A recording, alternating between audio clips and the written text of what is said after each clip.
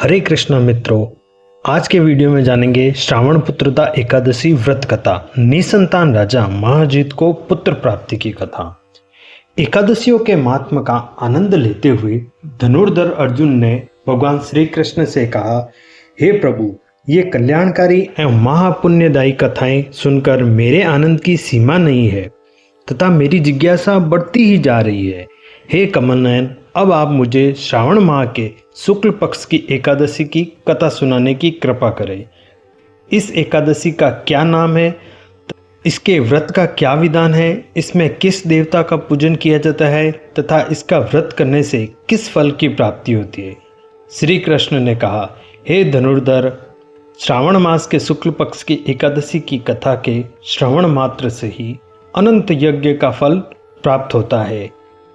हे पार्थ, द्वापर युग के आरंभ में ही महेशपति नाम की एक नगरी थी। उस नगरी में महाजीत नाम का एक राजा राज्य करता था। वह पुत्रहीन था, इसलिए वह सदा दुखी रहता था।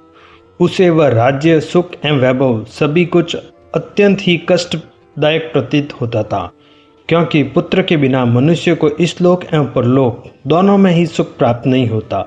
राजा ने पुत्र प्राप्ति के अनेक उपाय किए, किंतु उसका प्रत्येक उपाय निष्फल रहा। जैसे जैसे राजा महाजीत वृद्धावस्था की ओर बढ़ता जा रहा था, वैसे वैसे उसकी चिंता भी बढ़ती जा रही थी। एक दिन राजा ने अपनी सभा को संबोधित करते हुए कहा, ना तो मैंने अपने जीवन में कोई पाप किया है और ना ही कोई अन्यायपूर्वक प्रजा से धन एकत्रित किया है, ना ही कभी प्रजा को कष्ट दिया है तथा न कभी देवता एवं ब्राह्मणों का निरादर किया है।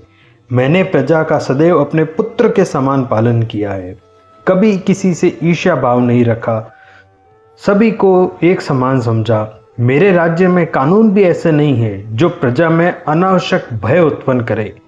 इस प्रकार धर्मयुक्त राज्य करने पर भी मैं इस समय अत्यंत कष्ट भोग रहा हूँ।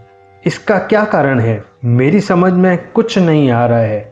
आप इस पर विचार करें कि इसका क्या कारण है। क्या इस जीवंत पर्यंत मैं इस कष्ट से मुक्त हो पाऊंगा? राजा के इस कष्ट के निवारण के लिए मंत्री आदि वन को गए, ताकि वहां जाकर किसी ऋषि मुनि को राजा का दुख बताकर कोई समाधान पा सके। वन में जाकर उन्होंने श्रेष्ठ ऋषि मुनियों के दर्शन किए।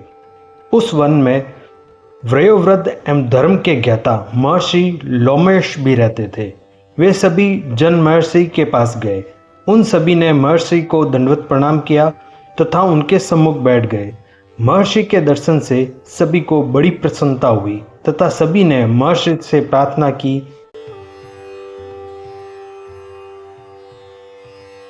हे ऋषिदेव, हमारे अहोभाग्य कि हमें आपके दर्शनों का सौभाग्य प्राप्त हुआ।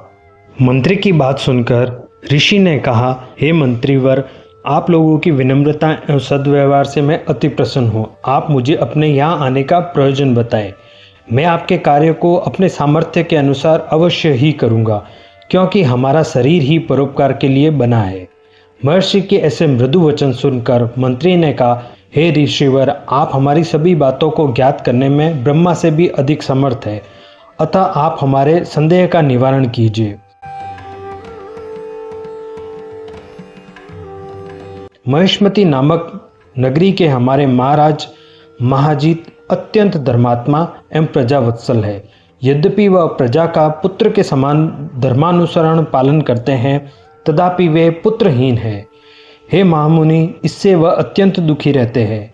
हम लोग उनकी प्रजा है, हम भी उनके दुख से आहत हो रहे हैं, क्योंकि प्रजा का यह कर्तव्य है राजा के सुख में सुख तथा दुख में दुख माने।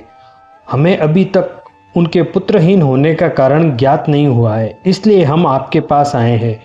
अब आपके दर्शन करके हमको पूर्ण विश्वास हो गया है कि हमारा दुख आप अवश्य ही दूर करेंगे, क्योंकि महान पुरुषों के दर्शन मात्र से ही प्रत्येक कार्य की सिद्धि हो जाती है। अतः आप हमें बताने की कृपा करें कि किस विधान से हमारे महाराज पुत्रवान हो सकते हैं। हे ऋषिवर, यह आपका हम पर व हमारे राज्य की प्रजा पर बहुत बड़ा उपकार होगा। ऐसी करुण प्रार्थना सुनकर ऋषिवर ने नेत्र बंद करके राजा के पूर्व जन्मों पर विचार करने लगे। कुछ पलों के उपरांत उन्होंने विचार करके कहा, हे भद्रजनों, यह राजा पूर्व जन्म में अत्यंत उद्दंड था तथा पाप कर्म किया करता था। उस जन्म में यह एक ग्राम से दूसरे ग्राम में भ्रमण करता था। एक समय ज्येष्ठ मास के शुक्ल पक्ष की एकादशी के दिन की बात है। यह 2 दिन से भूखा था। मध्याह्न के समय एक जलाशय पर जल पीने गया। उस स्थान पर उस समय ब्याही हुई एक गाय जल पी रही थी। राजा उसको प्यासी ही भगा दिया तथा स्वयं जल का पान करने लगा।